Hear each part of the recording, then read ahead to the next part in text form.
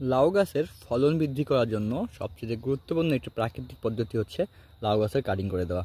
বন্ধুরা, আপনার লাউ গাছের যখন পাতা 14 থেকে 15টা হয়ে যাবে বা 4 থেকে 5 হাত হয়ে যাবে, তখন কিন্তু এরকম যে লাউয়ের প্রথম মাথাটা আছে সেটা কিন্তু আপনারা এভাবে কেটে দেবেন।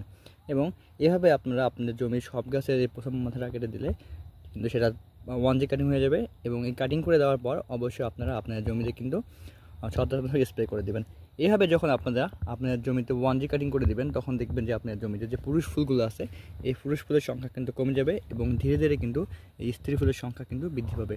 এভাবে আবার পরবর্তী সময়ে যখন আপনারা দেখবেন যে আপনাদের এই 1G কাটিংয়ের পাশ দিয়ে আপনাদের আবার অনেকগুলো শাখা বেরিয়েছে, সেই শাখাগুলো থেকে যখন আবার 4 থেকে 5 হাত হয়ে যাবে, সেই শাখাগুলোও কিন্তু আপনারা এইভাবে মাথাটা কেটে দিবেন।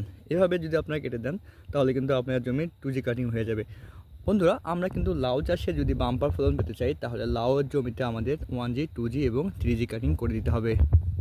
এবং এই নিয়ে একটি বিস্তারিত ভিডিও দেওয়া আছে, আপনারা চাইলে কিন্তু সেই ভিডিওটা দেখতে পারেন এবং আপনাদের লাউয়ের জমির কিন্তু ফলন প্রাকৃতিকভাবে বৃদ্ধি করতে পারেন।